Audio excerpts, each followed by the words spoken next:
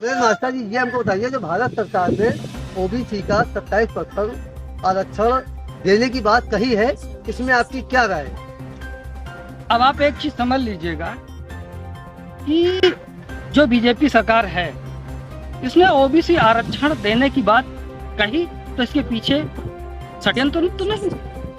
क्योंकि आप लोगों ने देखा कि जब चुनाव लड़े गए उत्तर प्रदेश के तो ओबीसी नेता केशव प्रसाद मौर्य को आगे करके चुनाव लड़ा गया और जब पूर्ण बहुमत से सरकार बीजेपी की आ गई और आने के बाद फिर मुख्यमंत्री केशव प्रसाद मौर्य को न बना करके ये जो है आदित्यनाथ योगी को बनाया गया। अब समझने की जरूरत यह है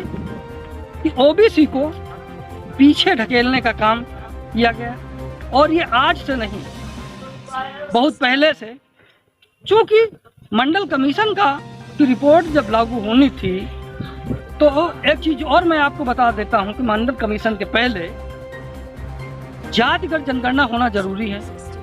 अब जिसकी गणना ही नहीं है, अगर गणना होती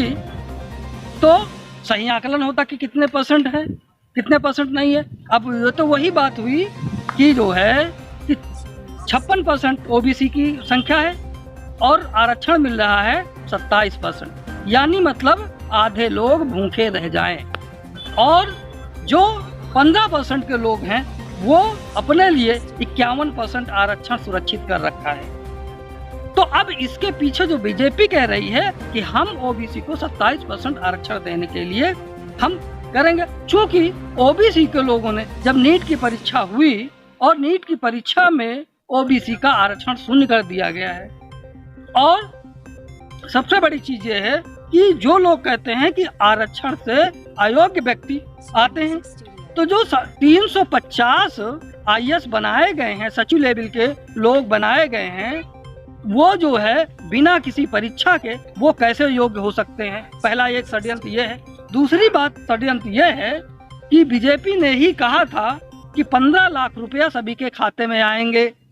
तो वो भी झूठा साबित हुआ।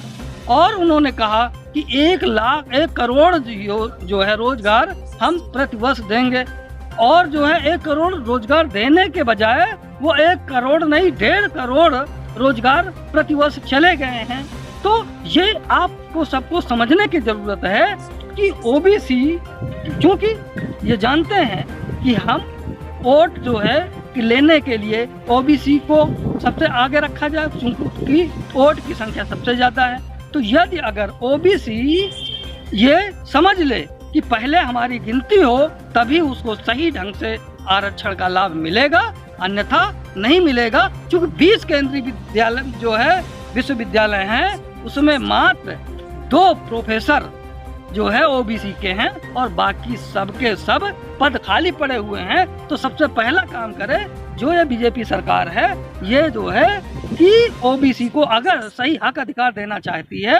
तो डिग्री कॉलेज के प्रोफेसरों की भर्ती में उनका चयन करे और ओबीसी को की नियुक्ति प्रदान करे। अगर नहीं करती है तो ये आप समझ लेना कि निश्चित तौर पे केवल वोट लेने का काम किया जा रहा है, बाकी आपके हक और अधिकार